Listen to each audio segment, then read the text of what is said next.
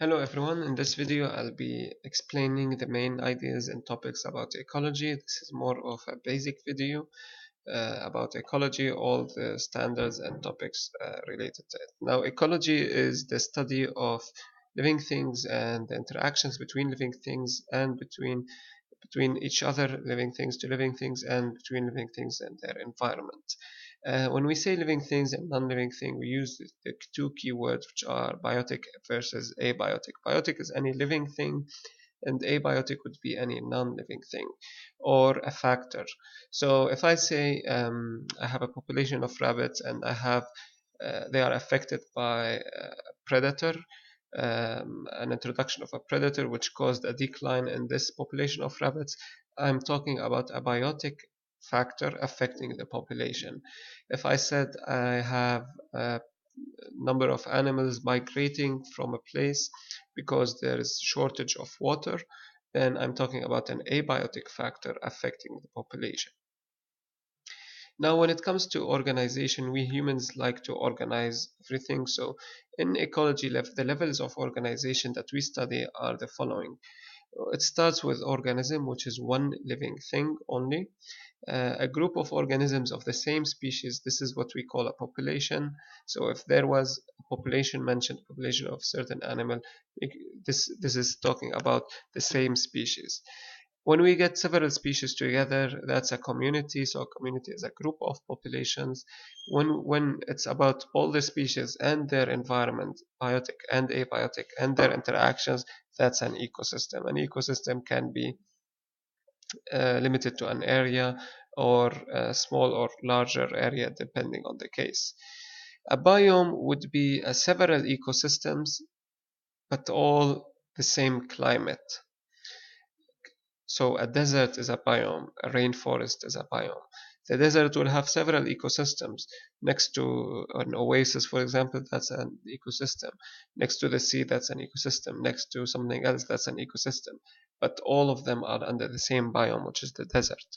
As for biosphere, that would be all the biomes, which is all of the earth and living things in the earth. When we talk about ecology, we talk a lot about energy because this is what flows in living things, and this is what drives living things. Now, before I start talking, there's one thing to mention is that all of the energy that is on Earth in the living things comes. What's the origin of this energy? It comes from the sun, and it's captured by the plants and then transmitted to other animals. Now, if I ask you, is the energy on Earth recycled or not? It isn't. Energy flows in only one direction because if it's recycled, then it's going back to the sun, and that's not happening. The sun is burning out, and if the sun turns off, everything will stop, and it will die off eventually in millions or billions of years.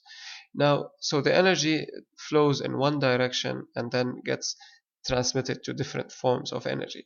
But when we speak of matter, matter is recycled. Excuse me. Matter is always recycled, and that's why we have the cycles of water, of nitrogen, of carbon, etc., which keeps everything recycled.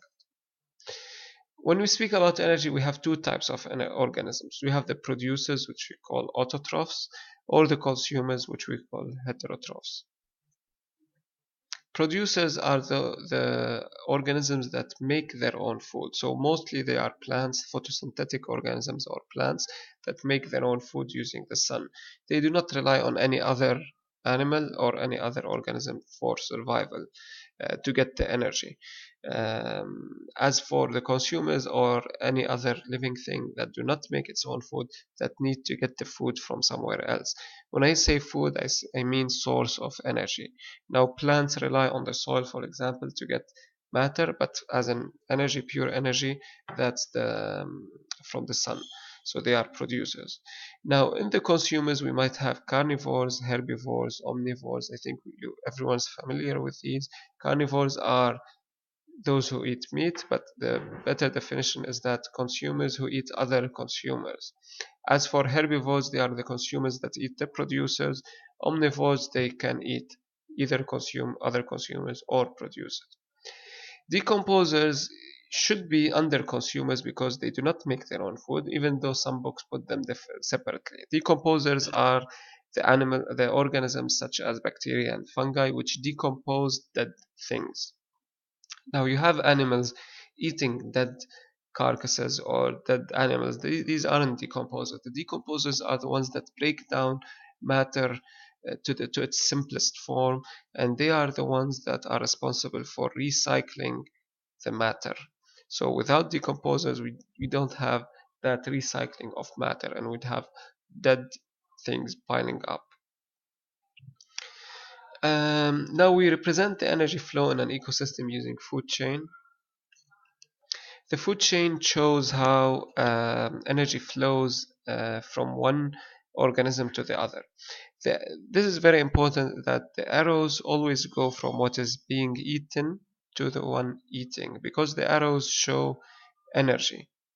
And as you can see, the plants, the herbivore take the energy from the plant. So the energy passes from the plants to the herbivore, then from the herbivore to the carnivore. Each level of a food chain is called a trophic level.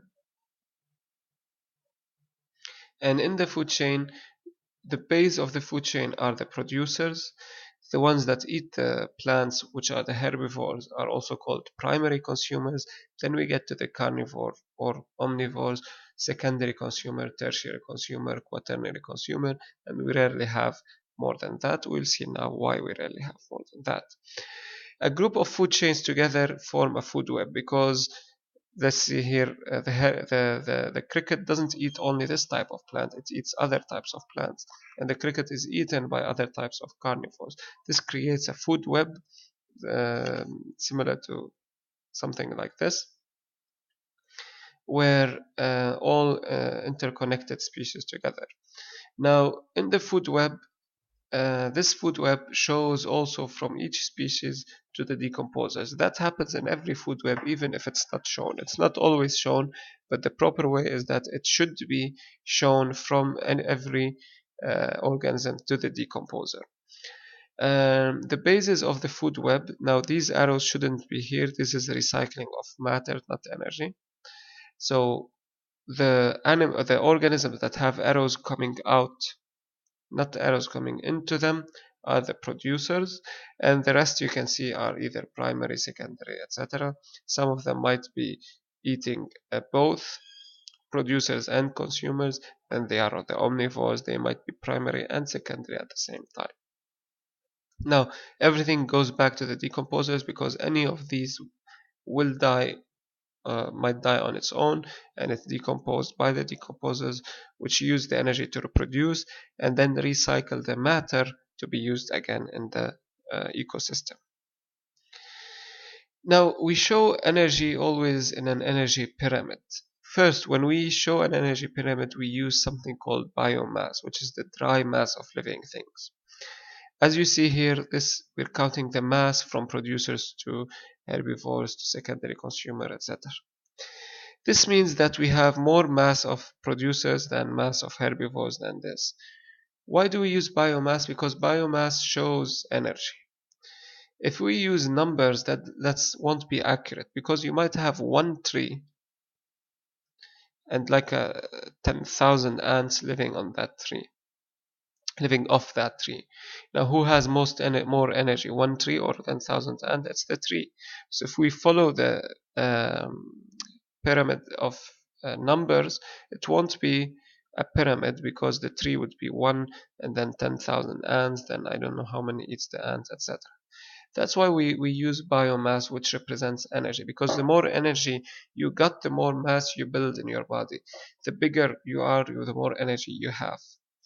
Okay, so here we look at the producers. If we weigh all the producers in this ecosystem, dry weight, biomass is dry weight because water isn't part of energy. So if we're looking at the energy acquired, that's only the dry mass.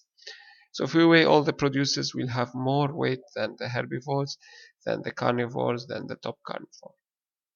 That doesn't mean that the lion weighs 1 kilo, but 1,000 kilos of this producer would reach the line as 1 kilogram extra to his body. That's an example. So why is energy lost in an ecosystem? Where is the energy going? The energy never disappears or never appears from nowhere. So the energy is going somewhere. There are three reasons energy is lost from one trophic level to the other. The three reasons are the following. It is lost by decomposers, by waste, and by respiration. What does that mean? Let's look at the herbivores. The herbivores have 100 kilos, but the carnivore stored in its body 10 kilos. This shows that the 100 kilos were not all passed on to the wolf. Why? Because these herbivores, let's look at the rabbits for example. First, not every single rabbit will be eaten by a wolf. Some rabbits will die on their own. But that energy, where did it go? That went to the decomposers. That energy is lost. So there is a part of the energy lost to the decomposers, not passed on to the second trophic level. Now let's look at those passed on to the second trophic level. When the wolf eats its prey, it doesn't digest every single bit of it. There is waste released from the wolf, as in feces and urine. That's also energy lost as waste. Now, out of the remaining energy, what the wolf have accumulated or have absorbed into its body, it didn't all turn into extra mass in the wolf, because the energy this energy, most of it was used by the wolf for daily activities, to move, to search, to reproduce, etc., etc. So this energy is lost as used by the wolf, and it's used as respiration, because that's how we use energy from food.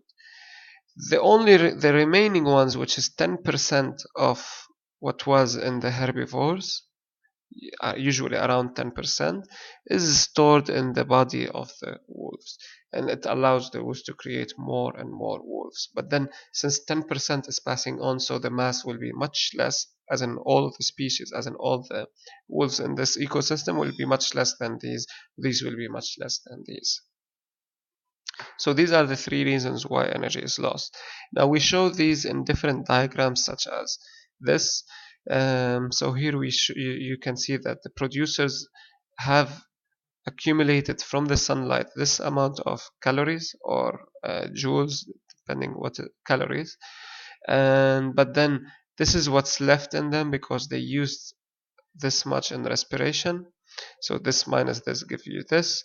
Now these aren't all passed on to the consumers because some are gone to the decomposers. So what's passed on to the consumers is this much, but still the consumers lose as waste and respiration. So this is what's stored in the primary consumer. Not all of it passes here, etc. So it continues like this. Usually 10% passes. Sometimes we show it in diagrams such as the Sankey diagram, where this shows the energy coming from food into an organism, but then for respiration, both of these are respiration and waste, these are lost. So this is what it actually got as body mass. And then you would have here another animal where it lost for decomposers. So let's say these are the producers, they lost this much for decomposers. This is what went to the food as food to the primary consumers, but the primary consumers lost this much. So this is what's left from the primary consumer, around 10%. The next part of, or the next idea in ecology, is the interactions that happen between living things. The first type of interaction is symbiosis, which are interaction between living things. First we have mutualism, where it's an interaction that causes benefit for both living things.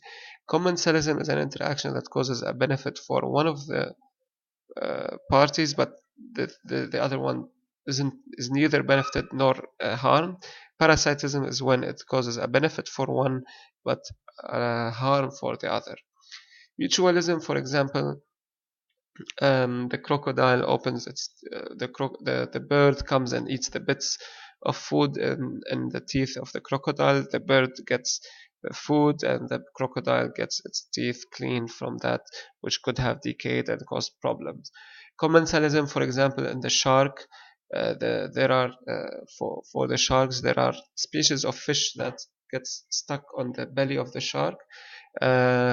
These fish get protection. No one dares to come next to the shark, get bits of food from the shark, but the shark isn't affected at all. That's commensalism. Parasitism is when one harms the other, so mostly all of the diseases, such as worms living inside the human, for example, causing problem. The worm is benefiting, it's getting shelter, it's getting food, but the human is being harmed. So that's parasitism. Whenever you're given a case and you need to study whether it's which one of these three it is, you should look at the two parties. So if there's it's the two parties and how they affect each other.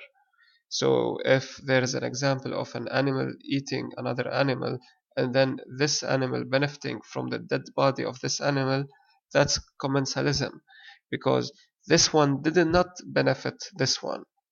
This one benefited, this one doesn't care. It's eating whether this existed or not. So that's commensalism, not mutualism.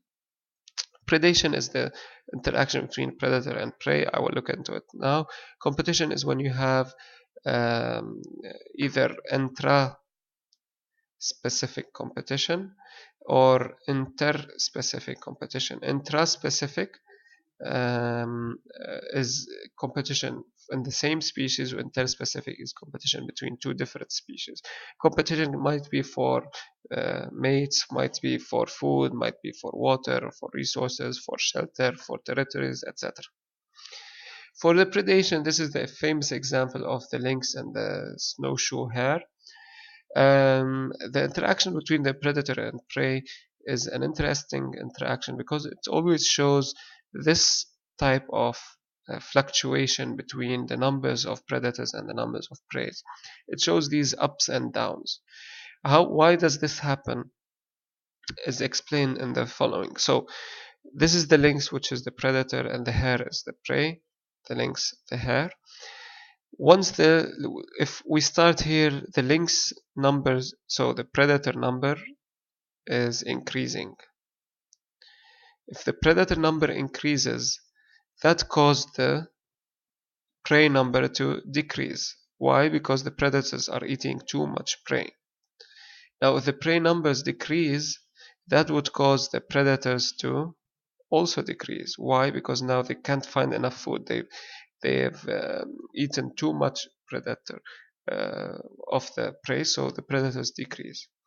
If the predators decrease, that will cause an increase in the prey, so the prey now increases.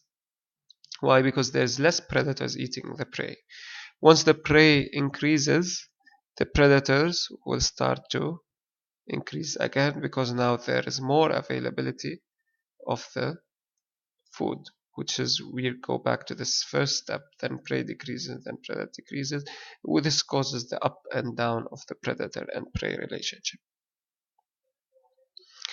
The other topic I'll discuss is the limiting factor and carrying capacity. Let's say we have a population of mice where they have plenty of oxygen to survive, they have plenty of food to survive, enough for millions, oxygen enough for billions, shelter enough for like thousands, but very few water, or a shortage in water sources, which is enough for like 300 mice. Here, how much will the mice population be? It can't grow more than 300 because they all need water, and regardless of how much there is of the other resources, water here is a limiting factor because it's limiting the population of mice. Carrying capacity is the maximum number of mice you can get, which is around 300. So the carrying capacity is in the number, and the factor is usually a resource. This causes usually this type of graph to show. Let's say we've introduced a type of rabbits into a new island. Okay, everything is available. The rabbits start to reproduce fast. They go through an exponential growth curve. The exponential growth, it means the population size is increasing very fast and very rapidly. But then they will reach a limiting factor. So at one moment, there are too much rabbits that there isn't enough food, for example. From the amount of food we know that the dotted line here is the carrying capacity. So we know that the population shouldn't reach more than the carrying, or can't reach more than the carrying capacity. Usually we have an overshoot. So we have overreproduction, but then this overshoot will not last long because organisms or rabbits will start to die off because of lack of food, so they will decline.